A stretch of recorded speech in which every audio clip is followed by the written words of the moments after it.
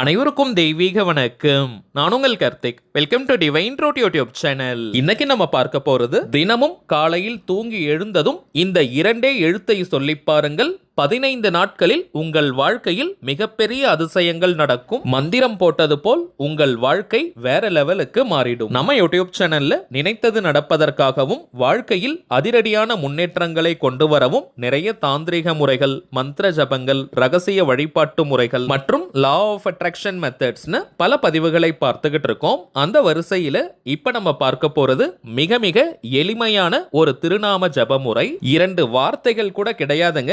2 எழுத்துக்களை கொண்ட திருநாமம். நம்ம சேனல்ல காலையில் தூங்கி எழுந்ததும் செய்ய வேண்டிய சில தாந்திரிக முறைகள், நாம ஜபங்கள் மற்றும் லா ஆஃப் அட்ராக்ஷன் மெத்தட்ஸ் இதற்கு முன்னாடி பார்த்திருக்கோம். அதை ஃபாலோ பண்றவங்க நீங்க இந்த மெத்தடையும் சேர்க்கலாம் அல்லது அந்த மெத்தட்ஸை மட்டும் ஃபாலோ பண்ணாலே போதும். இதுவரைக்கும் அப்படி எந்த ஒரு மெத்தடையும் ஃபாலோ பண்ணாதவங்க இப்ப நம்ம பார்க்க போகும் இந்த 2 எழுத்தை மட்டும் நீங்க சொல்லுங்க. கை மேல உங்களுக்கு பலன்கள் தெரியும். சரிங்க, நம்ம பார்க்க போகும் அந்த ஆற்றல் மிக்க 2 எழுத்து என்ன, அதை எப்படி உச்சரிக்கணும்ன்றத இந்த வீடியோல டீடைல்டா நம்ம தெரிஞ்சுக்கலாம். அதற்கு முன்னாடி நம்ம சேனலை இப்பதான் நீங்க ஃபர்ஸ்ட் டைம் பாக்குறீங்கன்னா மறக்காம சப்ஸ்கிரைப் பண்ணிக்கோங்க. பக்கத்துல இருக்க பெல் ஐகானையும் பிரஸ் பண்ணிக்கோங்க. அப்பதான் நான் அப்லோட் பண்ற எல்லா பயனுள்ள தகவல்களும் உடனடியா உங்களுக்கு நோட்டிபிகேஷன்ல வரும். திருநாமம் அப்படின்றது இறைவனுடைய திருப்பெயர்னு அர்த்தம். இறைவனுடைய பெயரை சொல்வதற்கோ எழுதுவதற்கோ எந்த விதமான கட்டுப்பாடுகளோ தடைகளோ கிடையாதுங்க. மேலும் இந்த 2 எழுத்தை காலையில் நம்ம தூங்கி எழுந்ததும் சொல்ல போவதனால குளிச்சிருக்கணும்ன்ற அவசியம் கிடையாதுங்க.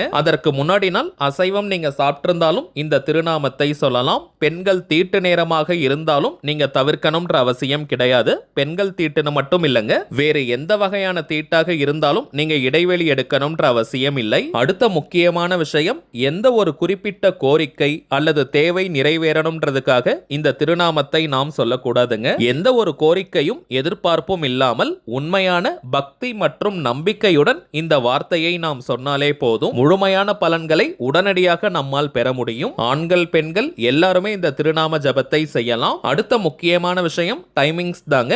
காலையில் தூங்கி எழுந்த உடனேயே இந்த வார்த்தையை நம்ம சொல்லணும். நீங்க தரையில, பாயில, பெட்லன்னு எங்க நீங்க படுத்தாலும் சரி, காலையில் எழுந்த உடனேயே அந்த இடத்துல எழுந்து உட்கார்ந்து ஒரே ஒரு நிமிடம் இப்ப நம்ம பார்க்க போகும் இந்த ஒரு வார்த்தை, அதாவது 2 எழுத்தை சொன்னாலே போதும், பூரணமான அருளை நம்மால் பெற முடியும். நீங்க ரொம்ப நேரம் சொல்லணும்ன்ற அவசியம் கூட கிடையாதுங்க.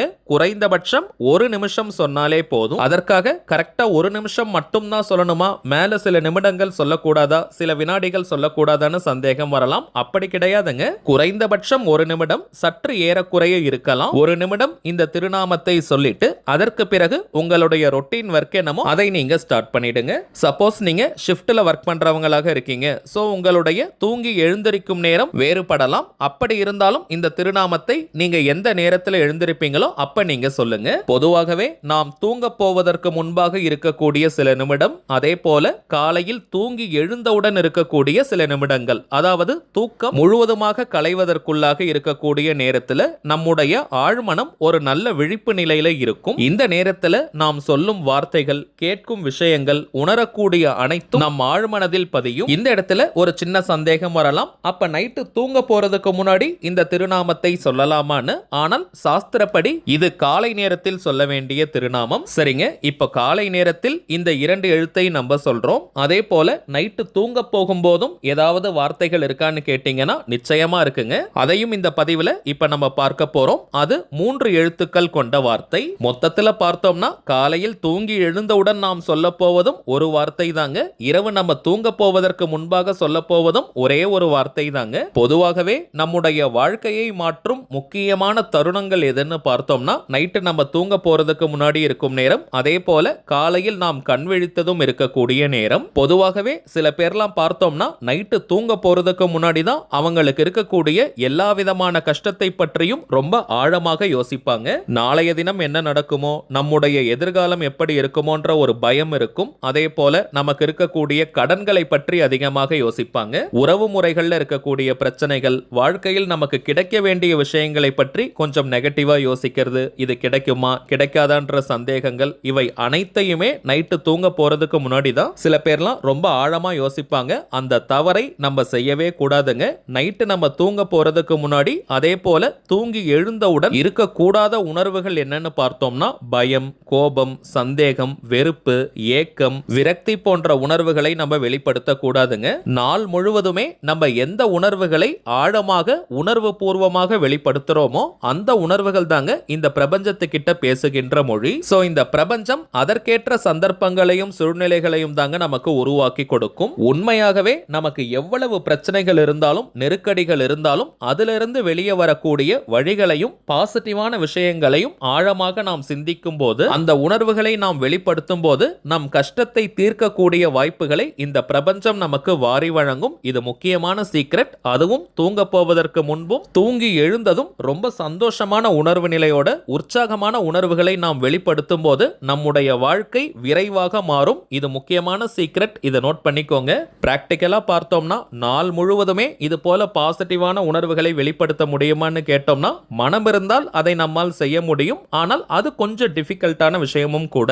குறைந்தபட்சம் நைட்டு நம்ம தூங்க போறதுக்கு முன்னாடி அல்லது காலையில் தூங்கி எழுந்ததும் இந்த 2 நேரத்திலேயாவது பாசிட்டிவான விஷயங்களால் நம்முடைய மனதை நிரப்பணும். வாழ்க்கையில நமக்கு என்ன விஷயம் நடக்கணுமோ, நமக்கு எது தேவையோ அது நடந்து விட்டதாக கற்பனையில சந்தோஷமா நம்ம படுத்து தூங்கணும். எழுந்திருக்கும் போதும் அதே மகிழ்ச்சியுடன் எழுந்திருக்கணும். இது போல சில நாட்கள் நம்ம ஃபாலோ பண்ணாலே போதும், நம்ம வாழ்க்கையில நிறைய மாற்றங்கள் ஏற்படுவதை நீங்க கண்கூடாக பார்ப்பீங்க. சில வீடுகள்ல பார்த்தோம்னா குழந்தைகள் கிட்ட நைட்டு தூங்க போறதுக்கு முன்னாடி தான் பேரண்ட்ஸ் அவங்க குடும்ப கஷ்டத்தை பற்றி ரொம்ப டீடைல்டா எக்ஸ்பிளைன் பண்ணுவாங்க. வறுமையை பற்றி, குடும்பத்துல நிறைய கஷ்டம் இருக்கு, உறவு முறைகள்ல இருக்கக்கூடிய பிரச்சனைகள், சண்டைகளை பற்றி ஆழமாக விவாதிப்பாங்க. தயவு செஞ்சு நைட்டு தூங்க போறதுக்கு முன்னாடி குழந்தைகள் கிட்ட இது போல நீங்க பேச வேண்டாம். நம்முடைய குடும்ப கஷ்டம் குழந்தைகளுக்கு தெரியணும், அதை இல்லைன்னு சொல்லலங்க. ஆனால் அதை ஒரு விடுமுறை நாட்கள்லயோ பகல் நேரத்துல எப்பயாவது நீங்க சொல்லலாம். ஆனால் இரவு நேரத்துல அதை சொல்லும் போது குழந்தைகளுடைய ஆழ்மனதிலும் அது பதிந்து கொண்டே வரும். அவங்களுடைய வாழ்க்கையிலும் பார்த்தோம்னா பணப்பற்றாக்குறை, உறவு முறைகள்ல பிரச்சனைகள்னு இது போல சிச்சுவேஷன்ஸை ஃபேஸ் பண்ணுவாங்க.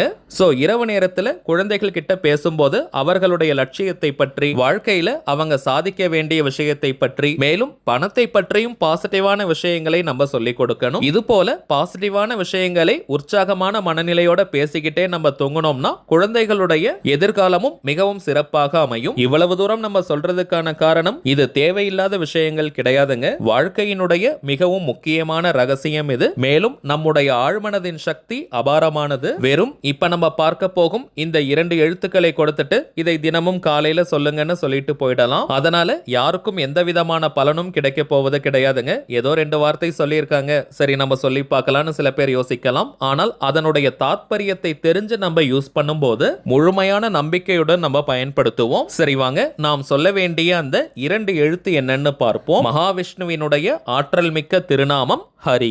இத்தனை முறை சொல்லணும்ன்ற எண்ணிக்கையெல்லாம் முக்கியம் கிடையாதுங்க. ஆல்ரெடி நம்ம பார்த்ததை போல காலையில் எழுந்ததும் 1 நிமிடம் ஹரி அப்படின்ற இந்த திருநாமத்தை நாம் சொன்னாலே போதும். சரிங்க, அடுத்ததாக கேசவா, மாதவான்னு 2 திருநாமம் இருக்கு. இதை எப்ப பயன்படுத்தணும்னு பார்த்தோம்னா, கேசவான்ற திருநாமத்தை நீங்க வீட்டை விட்டு வெளியே போகும்போது, அது வேலைக்கு போறதாக இருக்கலாம் அல்லது ஒரு நல்ல விஷயத்திற்காக நீங்க போகலாம், இன்டர்வியூக்கு போகும்போது இந்த கேசவான்ற திருநாமத்தை 1 நிமிடம் நீங்க சொல்லுங்க.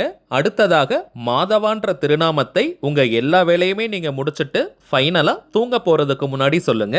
இதையும் 1 நிமிடம் நம்ம சொன்னாலே போதும். இந்த 3 திருநாமங்களையும் நீங்க வாய் விட்டும் சொல்லலாம் அல்லது மனதுக்குள்ளேயும் சொல்லிக்கலாம். அது உங்களுடைய விருப்பம். சில பேர்லாம் பார்த்தோம்னா அவ்வளவாக வெளியே போக மாட்டாங்க. நீங்க கேசவான்ற திருநாமத்தை சொல்லணும்ன்ற அவசியம் கிடையாதுங்க. ஹரி மற்றும் மாதவா இந்த 2 திருநாமங்களை சொன்னாலே போதும். எப்பயாவது நீங்க வெளியே போகும்போது மட்டும் இந்த கேசவான்ற திருநாமத்தை சொல்லுங்க. அடுத்த முக்கியமான விஷயம், இதை 1 நாள் அல்லது 1 வாரம் மட்டும் சொல்லிட்டு எந்த பலனும் கிடைக்கலன்னு சொல்லாதீங்க. குறைந்தபட்சம் 48 நாட்களுக்கு தொடர்ந்து நீங்க சொல்லுங்க. நடுவுல 1 நாள் கூட இடைவெளி எடுக்க கூடாதுங்க. கண்டினியூஸா நீங்க சொல்லும் போதே உங்களுக்கு பலன்கள் தெரிய ஆரம்பிக்கும். 15 நாட்கள்லயே பார்த்தோம்னா உங்களுக்கு பிடித்தமான சில விஷயங்கள் நடக்க ஆரம்பிக்கும். நல்ல செய்திகள் வரும். அதுல இருந்தே இந்த திருநாமம் உங்களுக்கு பலன் கொடுக்குதுன்னு நீங்க தெரிஞ்சுக்கலாம். அதற்கு பிறகு லைஃப் லாங் இந்த மெத்தடை நம்ம கண்டினியூ பண்ணலாம். சரிங்க, அவ்வளவுதான் இந்த பதிவு. நிச்சயமா உங்களுக்கு பயனுள்ளதா இருந்திருக்கும்னு நினைக்கிறேன். மேலும் இந்த வீடியோ உங்களுக்கு பிடிச்சிருந்தா மறக்காம லைக் பண்ணுங்க, நம்ம சேனலையும் சப்ஸ்கிரைப் பண்ணிக்கோங்க. தேவைப்பட்டுச்சுன்னா உங்க ஃப்ரெண்ட்ஸ் அண்ட் ஃபேமிலிக்கும் இந்த வீடியோவை ஷேர் பண்ணுங்க. அடுத்ததா இன்னொரு முக்கியமான தலைப்போட நான் உங்களை சந்திக்கிறேன். என்றும் அன்புடன் கார்த்திக். நன்றி.